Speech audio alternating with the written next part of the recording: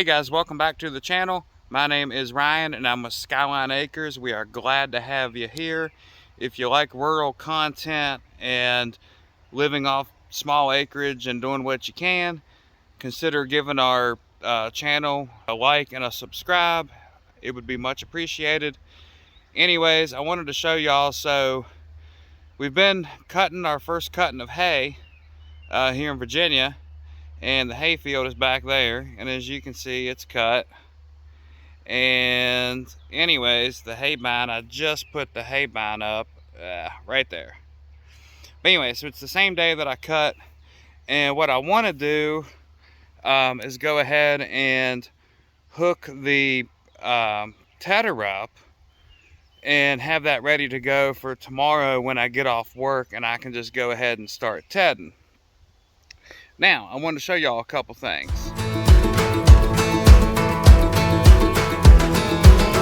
Alright guys, so here's that tedder I bought like 2 months ago. They had it for sale for like starting out over 1,500 bucks. Didn't sell, whatever. And then they had it up for 500 bucks, and I contacted them. Turned out they were right down less than a mile from where I worked, and I went and picked this thing up. And let me show you all this if you haven't seen it yet. All right guys, so here's the tedder. It's just a little 2-basket. It's all I really need. And if you haven't watched that other video, I've been using a different type of tedder. I've been using a Peckway fluffer tedder, which is kind of looks like a hay rake, but it's straight across, and it inverts the hay. But anyway, so I got this. This is what we're using now. But I did want to point out, guys, so I haven't greased it or anything like that, but I have done some stuff to it. So for one thing, you guys pointed out, so the old owners put new teeth on it, but some of them were backwards. Okay, so I have flipped those around to where all the teeth are in the proper orientation. All right, so I did do that. And I also put new tires on it. There, I have a video about that. But anyways, right there they are. They're doing good, holding air, all that stuff. The other thing I did when I put these tines on, when I took them off, and well, I flipped the ones off that were, I flipped the ones around that were wrong, and I put Loctite on them. And even the ones that were right, I loosened the nut and bolt and put Loctite on those. The other thing is, the guy told me, if you notice there's like Sharpie marks on these bolts, the guy told me he had some trouble. He just said you got to watch these bolts here on these tine bars because they'll loosen up, and he had to drill some out and put some bigger bolts in. And like right there's definitely one. Okay, so what I did was I came up under here on every single one of these, and I loosened the nut and put Loctite on every single one of these. So I have done a couple things. But anyways, right now I'm getting ready to hook this up. I've got hay out there curing, and I'm gonna use it for the first time. Guys, so we're here in my carport.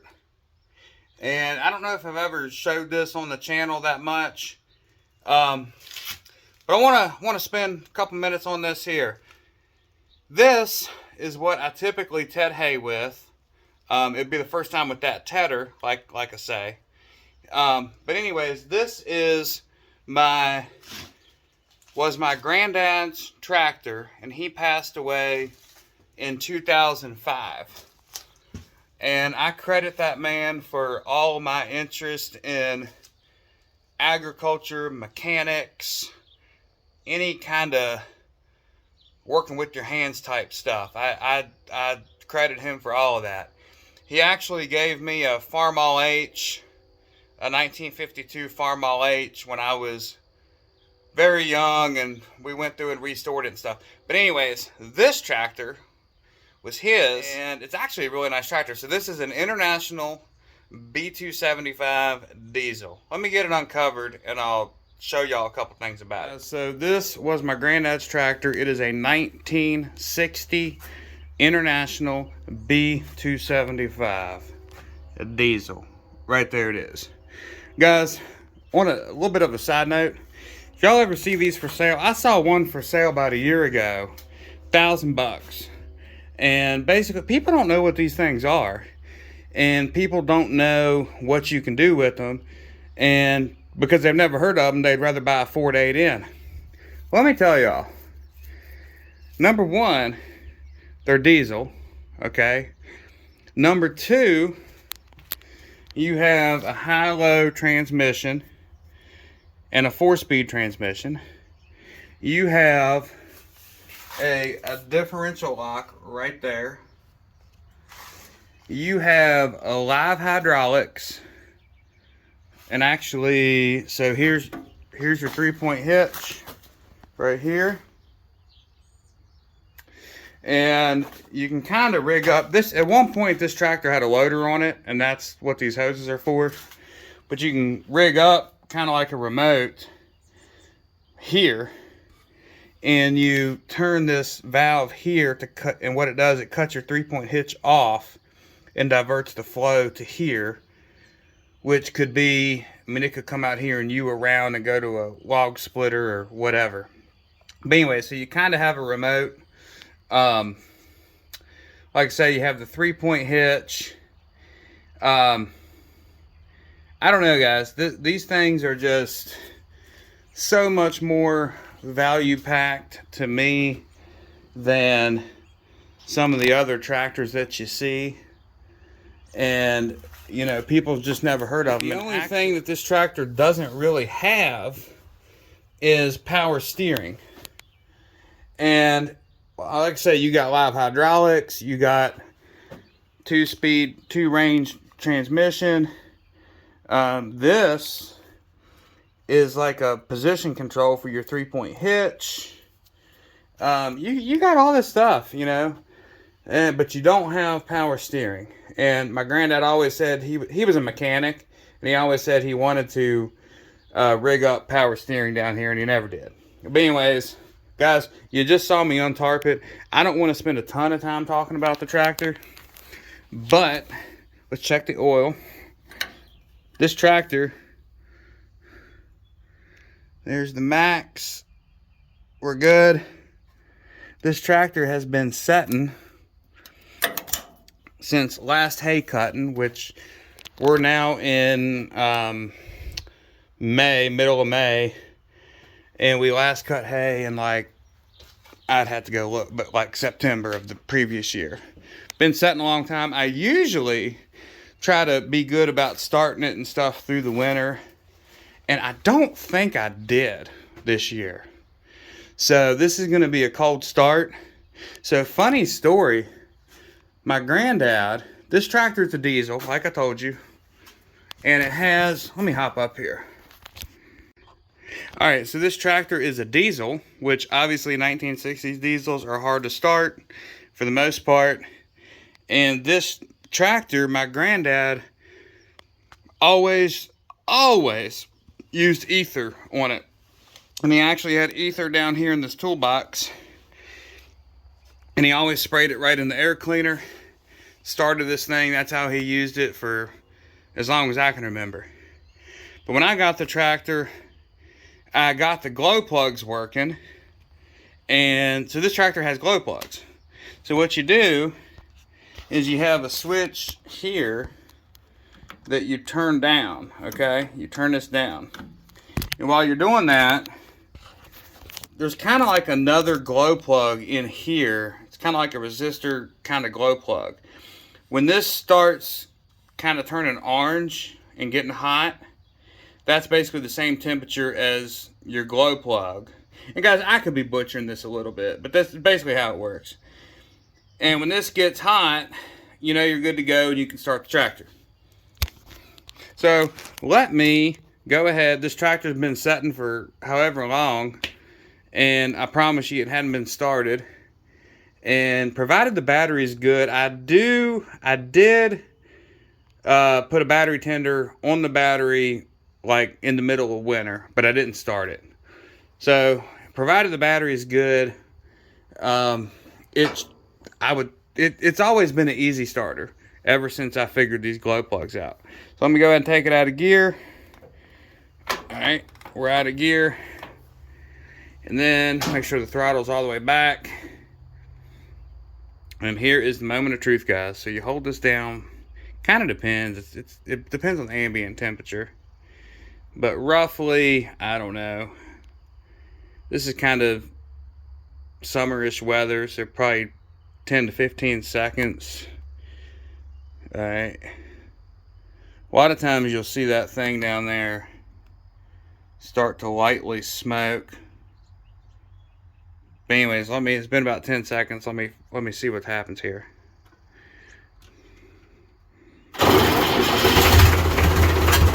There you go, guys. That thing has been setting since September.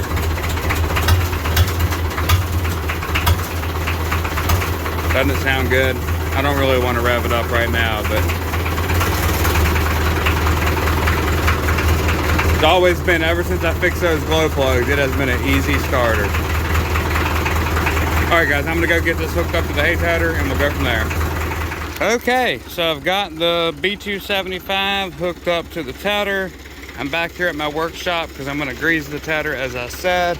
But guys, I want to tell you, if y'all run across these things, like I said, I can't speak highly enough about these tractors.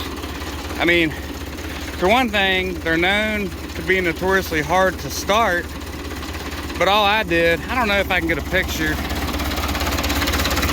Yeah, I put new glow plugs on it. You can see them there. That's all I did. And you saw it, it's set for 6 months or whatever, started right up. And you might be saying, oh, Ryan, yeah, but it's not 20 degrees out. Trust me. If I wanted to go back and find videos, I have videos of me starting this thing in 20-degree weather, and it starts just the same. So anyways, like I say, guys, I mean, 2-range, high-low transmission, live hydraulics. I mean, we're talking 1960. This is back when the American Farmalls and different ones didn't have 3-point hitches and all of this stuff. And this is a British International, and it has the live hydraulics. It's got the live PTO. I don't know if I said that earlier. I mean, this is a bush hogging machine right here. It's actually what my granddad used it for because it's so low and you can get under tree branches. But anyways, diesel, I mean, tons of power. Differential lock. Truly the only really thing it doesn't really have is power steering.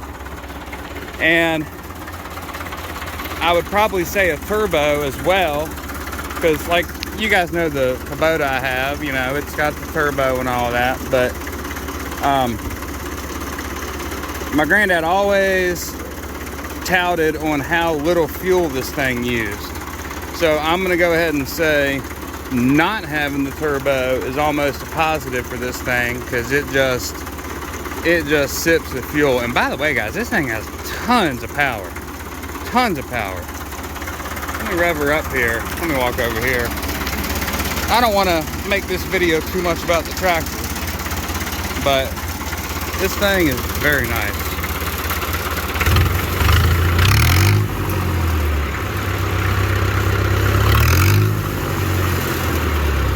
I mean, guys, this is a nice tractor, and I see them quite a bit, truthfully, on Craigslist, and nobody buys them. If you see them, buy them because they're good. All right, guys, so it's now the next day, and I'm getting ready to go start tedding. So I will come at you here in a little bit and let you know how it does. I got to figure out, because, you know, I knew all the settings on this tractor with the other tedder I had for what gear to use and RPM and all that. So I got to hash all that out with this tractor and see how it does.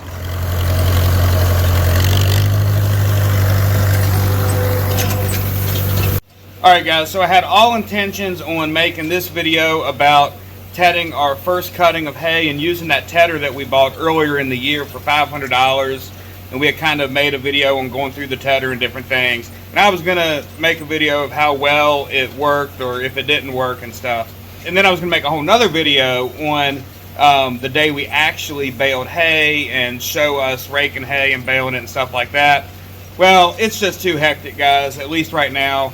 My wife had something to do after she was baling. She had to do something for her actual job. So me and my dad didn't get the hay stacked in the barn until 9:30 at night. It just wasn't any time for filming.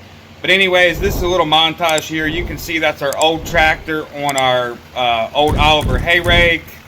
And coming up, you will see our Kubota on our New Holland Super 69 square baler that we've had for several years. Guys, this was one of the...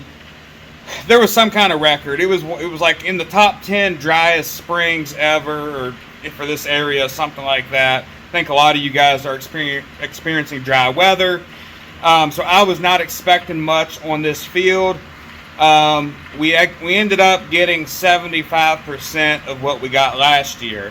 So I was actually pleased with that. I thought it was going to be more like 50%. So anyways, you can see us baling there, guys.